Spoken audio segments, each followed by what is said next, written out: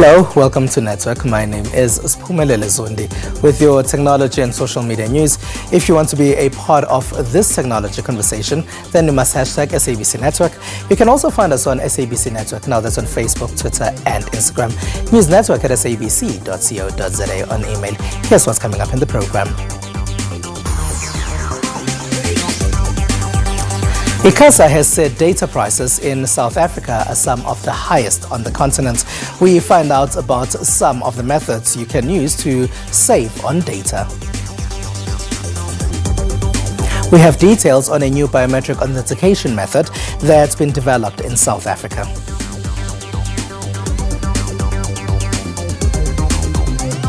Our discussion asks whether technology solves all the problems in the education sector. Didi Bryant from Mabu is in studio for that one. Hello, Didi. Hello, Spumalelo. Now, does digital solve all problems in education?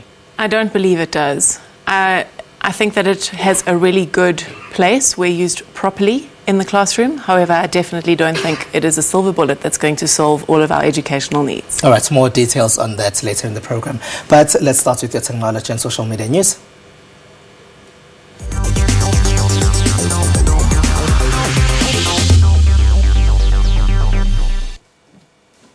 The Independent Communications Authority of South Africa says that data costs in the country are some of the highest in Africa. ICASA inquiry plans to cut data prices, but network providers say there's a justification for high data costs in South Africa. Instead, they say they've created plans for people to save on their data usage. There's often a complaint that South Africa's mobile internet costs are very high. This has led to popularity of Data Must Fall campaign. Those we spoke to on the streets say they've come up with various ways to try and save on data costs. When I'm not expecting some kind of a call or something, because I use it as also WhatsApp, you understand? So I switch it off. Basically a day, I buy 12 Rand, Vodacom, right? And then there's this next level. I use Vodacom. So I buy 50 MBs or 250 MBs per day. And they end at midnight. And then we have night shift. And when I get to school, there's a Wi-Fi hotspot. I switch off my data bundles every time when I'm using them. Mobile network providers acknowledge that data costs are high, but they say they've created means and methods for people to save just a little. Vodacom recently launched its Mag My Day service, which works if customers buy a gig of data. Every day you can get a gig, up to a gig for free, depending on whether you opt in for the different services.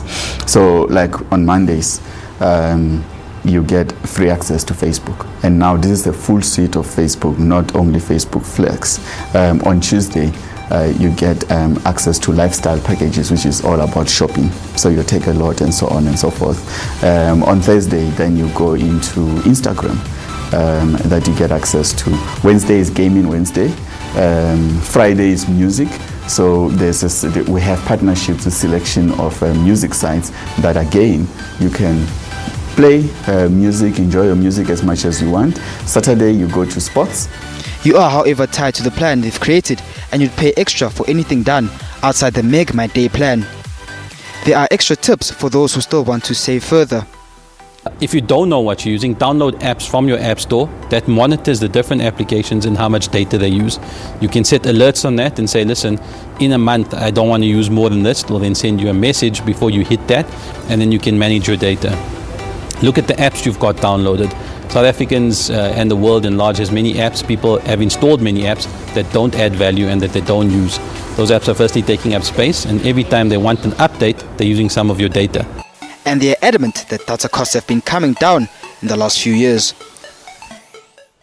More than 50 million consumers were victims of identity theft last year, losing about 200 billion rand, according to a report by Javelin Strategy Research, which tracks cases of fraud in America. Now, a South African firm has developed a groundbreaking technology that could revolutionize authentication. It can also improve the fight against ID theft. Authenticate Computer Vision Labs has been working under the University of Johannesburg. They've developed a technology known as ADEX for close to 7 years. Using artificial intelligence to simulate human cognition in authenticating identities goes beyond the biometrics of passwords, fingerprints and eye scans, and can be used in larger populations with more accuracy. The process works similar to the human sensory system to identify and authenticate information. The role of the eye is played by a camera, which feeds information using a cable similar to the retina into the brain, or in this case, the cloud where the information is processed. Immelman says this kind of technology is simple enough to use on a mobile phone, but so intelligent it can benefit high-level big data entities like governments, big corporations, and even law enforcement. The technology is not intended or designed as a lightweight application for anybody to unlock a phone, use your Touch ID or something like that for that. It is designated for serious real-world commercial applications. Conventional methods fail very quickly as the sample size increases, so it's useful for unlocking your phone, but for very large applications, serious applications, it simply doesn't work. So typically, it has application in a security sense, it has application in a customer services sense. You know, this kind of thing that your bank calls you up and says, you know, this is your bank calling, please, where do you live, what is your mother's name, what's your dog's favorite hobby, or whatever the case may be. It takes that kind of guesswork out of the equation completely, and it answers the who question to much greater levels of confidence or certainty than what traditional or conventional biometrics have been able to do in the past. Authenticate says up to $20 trillion was lost globally to identify theft. We need to get traction of the worldwide use, because to be effective at this performance of our technology, we need to continually make sure that we get people to use it. Therefore, we need world traction of the usage. So the more users or the more our subjects use the technology, the more the effectiveness, the robustness and capability that it carries on. Developers say field tests so far have shown that ADEX capabilities surpass the accuracy of conventional methods by up to 20 times. Plans are underway to take ADEX technology to the market in the next month. Coding languages are different and can be complicated. People in the sector met up at ThoughtWorks in Johannesburg to discuss these coding languages. XConf is a one-day conference that showcases the latest thinking in software development. XConf provides a platform for passionate technologists who are looking for inspiration and a chance to network with their peers. It's an event where we invite other software developers to come together and discuss any matters that are topical within the software industry. It seems like a new programming language is born every month, yet wide adoption of a language is quite low. Then there are some languages that are a good workhorse, general-purpose languages that gain wide adoption. Often you choose a language or a tooling that might not necessarily be fit for purpose. And that has big implications for the maintenance of the software, cost to business, developer experience. We don't want unhappy developers using technologies that they're not keen on. Sometimes, though, these faithful languages make for clumsy solutions, and developers often experience this as a pain. But the way out of this is to know which language is best to solve which specific class of problems. The knowledge and that theory of understanding how the types, the whole class conversion, it helped a lot. I think it will help going forward in resolving errors that relates to types. But I think for me it's interesting to have an overview of the landscape in terms of what languages are being used for different problem sets. And if we're sort of interested in a specific problem set, we should be looking at that language, but also speaking to the people who are practitioners in that language. After the break, we'll chat about Edu Week, and later we'll find out about innovations in Ghana and Cameroon. Stay with us.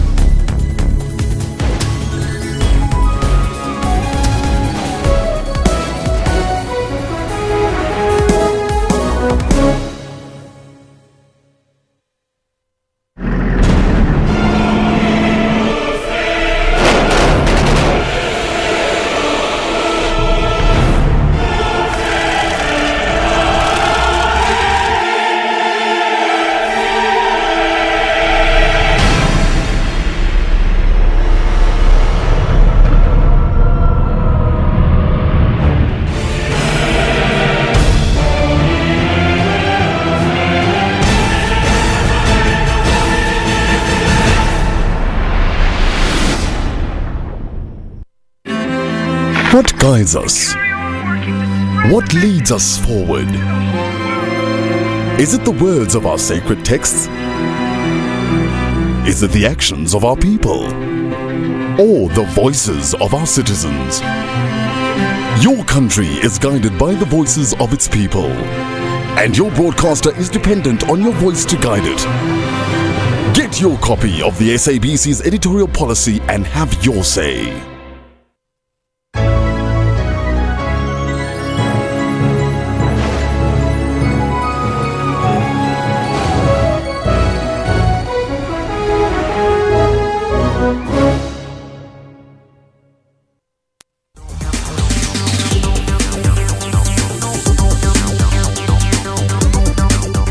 Remember that it is SABC Network. Now that's on Facebook, Twitter, and Instagram. Find us there.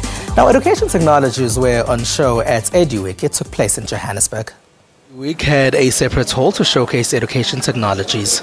To support the conference, we've obviously got the technology sector of exhibitors, which include anything from, hardware such as laptops, new calculators, new tablets, which children are using in schools right now, as well as e-learning platforms.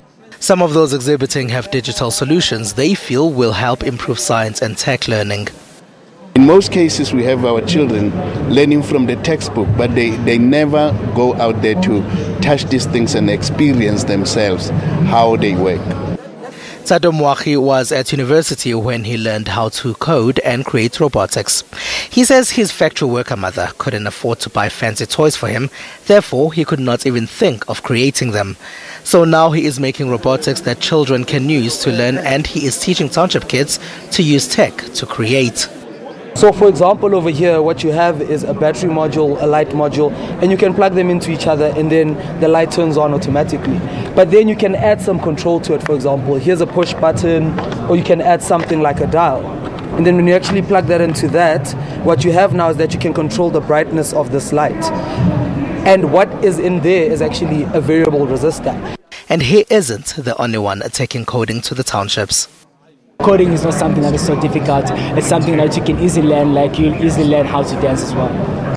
All of them hope their ideas will be adopted by schools and educators. We have seen the introduction of tablets and other technologies in formerly disadvantaged schools, but will these improve the quality of education in our schools? To help me answer that question is Didi Bryant from Mabu. Hello, and thank you for being a part of our network. Pleasure. Now, Didi, are these necessary in schools?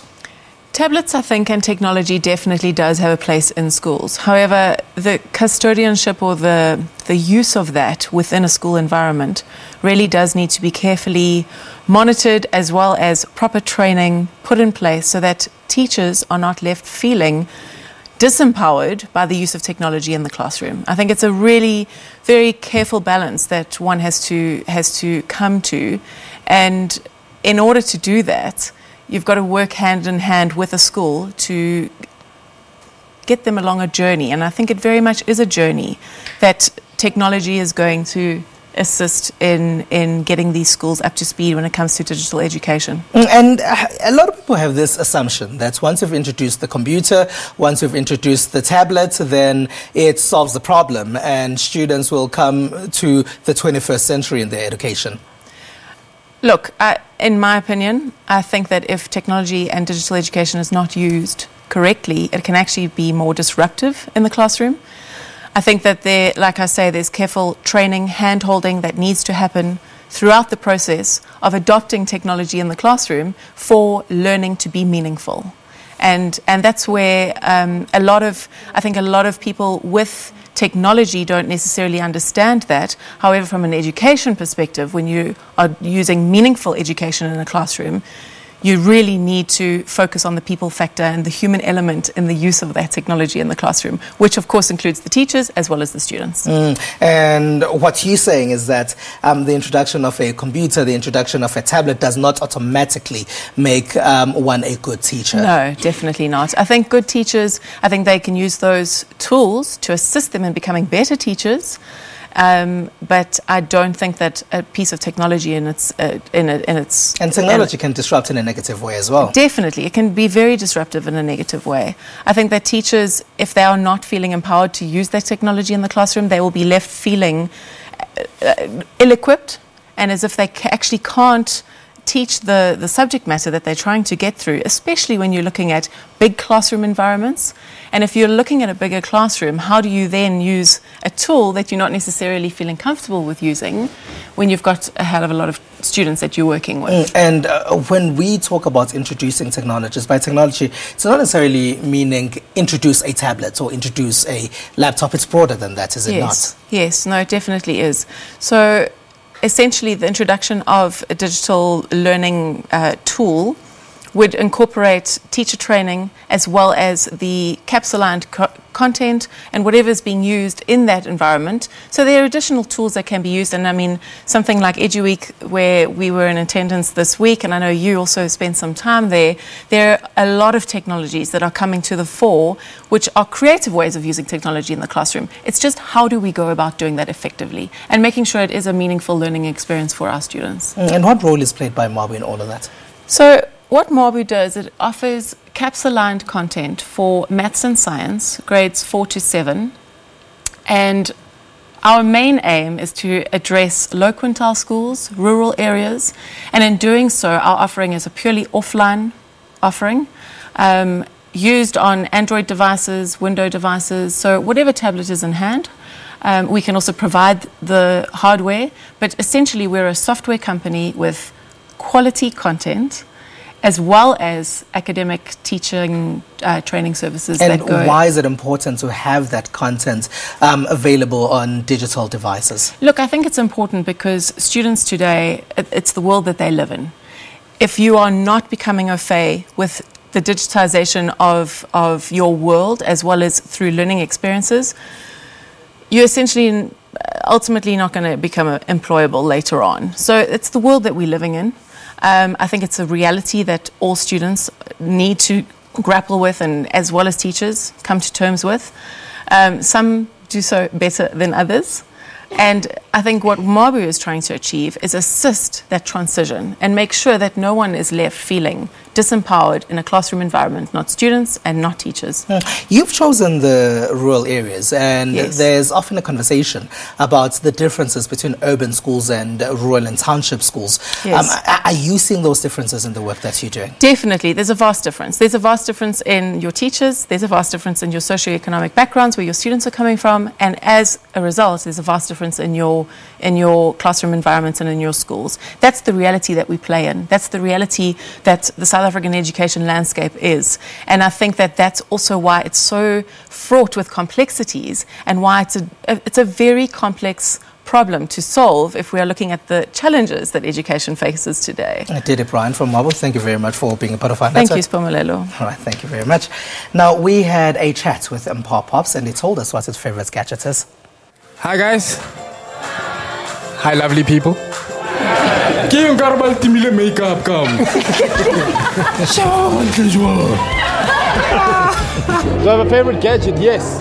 It's the best gadget in the world. It's an iPhone 7S, 256 gigs. It's the best device in the world. You can literally run your life on it. You have every application there is. It supports local and international music industries as a whole. It supports artists. If you are linked into Apple Music, artists get paid when you download and buy. I mean, Steve Jobs created something else here. It's the best gadget in the world.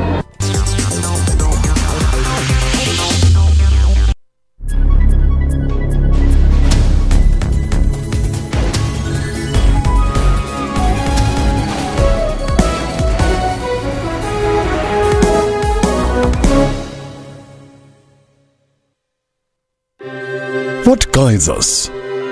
What leads us forward?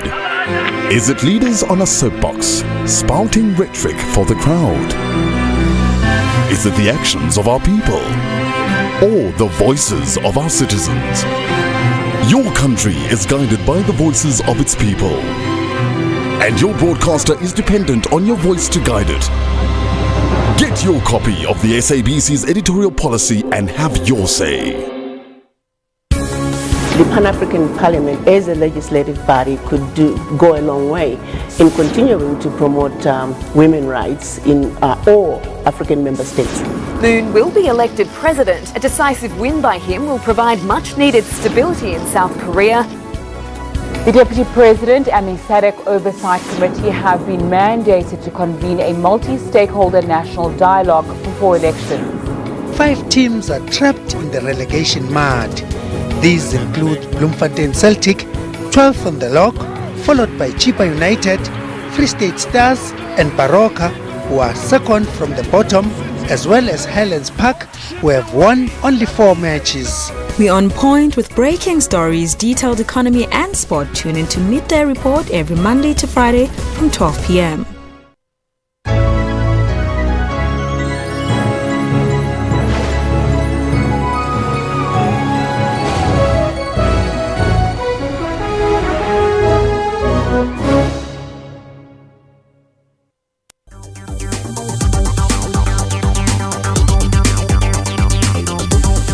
SABC Network on Facebook, Twitter and Instagram. Thank you very much for staying with us. Go there, follow us and write to us. Now, a 19-year-old Ghanaian has built a search engine to challenge the dominance of Google. In the UK, they've tested an autonomous vehicle for grocery delivery to customers' doorsteps. These are some of the tech news that made headlines in the last week.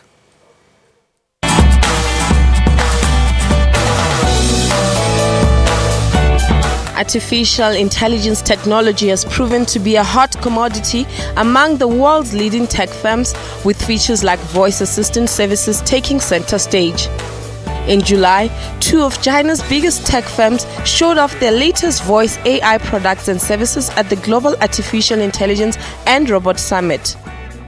What is behind voice AI is a number of things: speech recognition, language understanding, context understanding, and also search. So what we see today, most of those so-called voice AI systems, you talk about Amazon's Echo and other, those are products that involve the technology I just mentioned. The event concluded on Monday in Shenzhen, featuring the popular voice assistant AI technology, which has become increasingly popular due to the fact that many consumers use it on a day-to-day basis. Now in Africa, a Ghanaian university student, Gabriel Opare, wanted to build a search engine that could challenge the dominance of Google. The 19-year-old taught himself how to code by taking online courses in his free time. A lot of people haven't really supported the idea that a 19-year-old can create a video search engine that will really matter in the world. I've met people who have told me that if there's a YouTube, then why would they ever need to use Matclo? That is very discouraging. But I believe that these are criticisms that are very constructive. On his quest to rival Google, the world's most popular search engine, Gabriel developed Matclo, a free search engine for videos. Heading to the UK, online-only supermarket Ocado has trialled what it calls the UK's first driverless grocery delivery. The so-called cargo pod has been developed by tech firm Oxbotica and follows a set route to customers' doorsteps. The biggest hurdle is a social one. We really need to get the autonomous vehicles out on the street, get people to buy into the concept, to get comfortable and trust that the technology is ready for action. The shopping is then collected by hitting a button which opens the appropriate container on the side. For the test, a safety driver and Ocado delivery person were on hand to make sure things ran smoothly.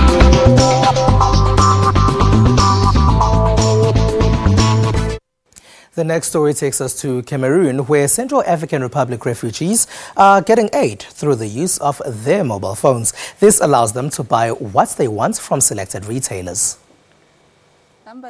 Amin Abdullahi lives in Timangolo, a Cameroonian village located about 35 kilometers from the border with Central African Republic. She is a refugee from CAR and is one of over 270,000 who fled unrest, violence and civil war since the early 2000s. The 21-year-old is meeting aid officials from the World Food Programme to sign up for a newly introduced cash-based transfer program. WFP introduced mobile phone-based released cash assistance for the first time in Cameroon last year to replace monthly food rations and allow displaced Cameroonian families to buy food for themselves. We also help them order food, choose the food, then we calculate the amount of order and we transfer the money to the seller's account. Each household receives a mobile phone and a SIM card from the agency. I'm happy because I can now eat what I like and not what they give me. With the money in my phone, I can buy spaghetti, milk and sardines. I'm happy with the program here. They give people phones. Every month, WFP transfers money and beneficiaries come and buy food from my shop. As Somalia has been without internet access for more than 2 weeks now, a Twitter poll has been asking what you would do if there was no internet access. 40% of respondents say they would read a book.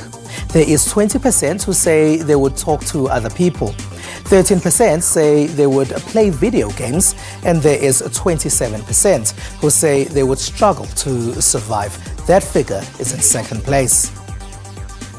And that's all we have for you. Find us on SABC Network. Now that's on Facebook, Twitter and Instagram. It's newsnetwork@sabc.co.za on email. We leave you with visuals from China's internet conference where new technologies and gadgets were on display. From me and the rest of the network team, have a good one.